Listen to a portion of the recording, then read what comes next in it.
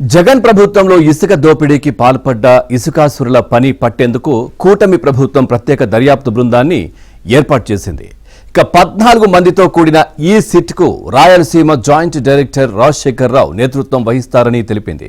ఇక additional SP Dilip Kumar, డీఎస్పీలు Kishore, Subbaraju, Ramakrishna, Jessy Prashanthi ఈ బృందంలో కీలకంగా వ్యవహరిస్తారు.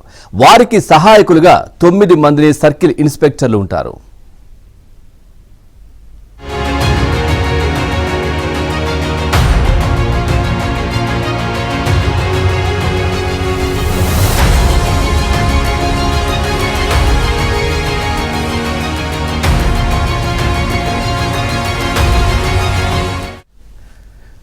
రాయలసీమ, ఉత్తరాంధ్ర, కోస్తా ఇలా 3 జోన్లుగా విభజించి ఏ జోన్లో ఎన్ని ఇసుక రీచ్లు ఉన్నాయి, వాటిలో ఎక్కడెక్కడ ఎవరెవరు ఇసుక తవ్వారు, కాంట్రాక్ట్ కంపెనీయా లేదా స్థానిక వైసీపీ నాయకులా అనే దానితో పాటు ఎందుకు సహకరించిన మైనింగ్ అధికారులు, చోద్యం చూసిన సెబ్ అధికారులు, తవ్విన ప్రొక్లైనర్లు, ఇసుక తీసుకువెళ్లిన లారీలు చేరిన గమ్యం ఇలా ప్రతి విషయాన్ని విశ్లేషించుకుని పూర్తి స్థాయిలో ఉచ్చు బిగించేందుకు ఏసీబీ సిట్ నడుం బిగించింది. ఇక నేషనల్ గ్రీన్ ట్రిబ్యునల్ ఆదేశాలను సైతం ధిక్కరించి రాత్రింబవళ్లు నదీ గర్భాన్ని తవ్వి తరలించిన ప్రతి ఒక్కరి పని సిట్ పట్టబోతోంది.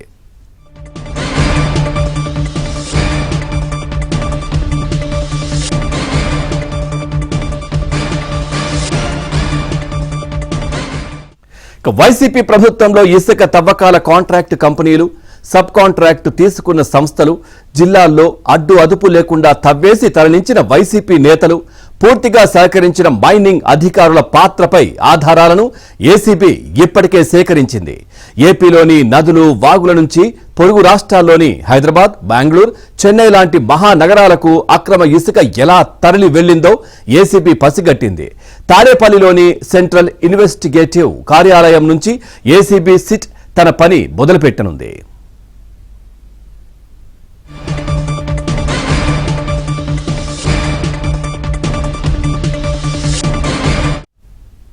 వీటికి ఇదే విషయానికి సంబంధించి మరింత సమాచారాన్ని మా కరెస్పాండెంట్ సత్య అందిస్తారు. సత్య, పూర్తి డీటెయిల్స్ ఏంటి?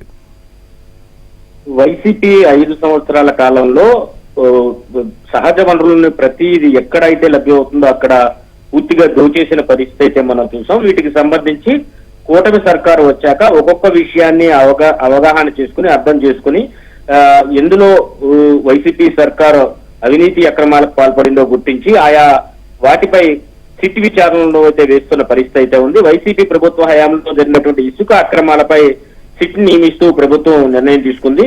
గతంలో ఏసీబీ దర్యాప్తుకు ఆదేశించగా ప్రస్తుతం సిట్ ప్రత్యేకంగా నియమించడం, ఏసీబీ కాకుండా సిట్ ను కూడా నియమించడం అయితే మనం చూస్తూ ఉన్నాం. రాయలసీమ జాయింట్ డైరెక్టర్ రాజశేఖర్ రావు నేతృత్వంలో ప్రత్యేక దర్యాప్తు బృందాన్ని ఏర్పాటు చేశారు.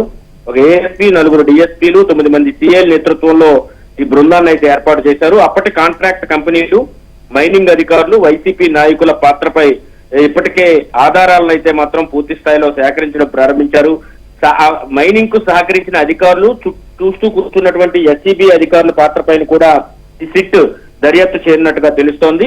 డబ్బు మూటలను రీచ్ల నుంచి ఏ విధంగా అయితే దాటించారో ఆ విషయాలన్నీ కూడా త్వరలోనే గుట్టురట్టయ్యేందుకు ఈ సిట్ అయితే మాత్రం ప్రయత్నం చేస్తున్నట్టు మనం చెప్పుకోవచ్చు.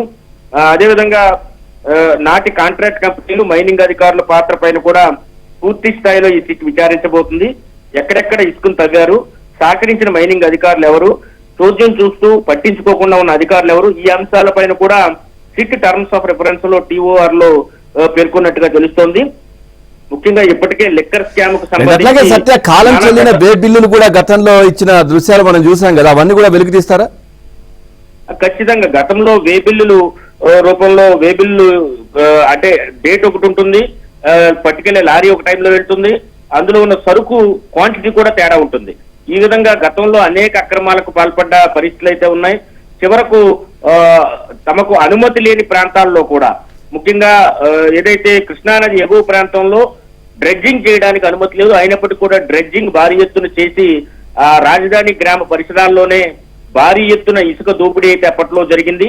ఇసుక పార్టీ పేరుతో 6 నెలల పాటు ఇసుక నుంచి, అంటే అప్పట్లో టీడీపీ సంబంధించిన నాయకులు కావచ్చు, కార్యకర్తలు కావచ్చు, అయితే ఇతరులు ఎవరైతే ఉన్నారో వారందరినీ కూడా తప్పించేసి పూర్తి స్థాయిలో వైసీపీ తమ అనుచరుల్ని తన అనుచరగణాన్ని పెట్టుకోవడం 6 నెలల పాటు ఇసుక పాలసీ పేరుతో ఆపేయడంతో భవన నిర్మాణ కార్మికులు కూడా అప్పట్లో ఇబ్బంది పడ్డారు.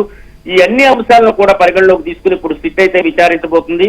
నకిలీ వే బిల్లులు కావచ్చు, క్వాంటిటీ ఎక్కువ వేసుకుని తక్కువగా చూపిస్తూ కూడా తరలించేసిన పరిస్థితి అయితే ఉంది. వీటన్నిటిపైన కూడా ఆ స్థానిక ప్రజాప్రతినిధులు కూడా అప్పట్లో ఈ ఇసుక మాఫియాలో భాగస్వాములు అవ్వడం, వారి పాత్ర పైన కూడా పూర్తి స్థాయిలో ఈ సిట్ అయితే విచారించడానికి సిద్ధమవుతున్నట్టుగా తెలుస్తోంది.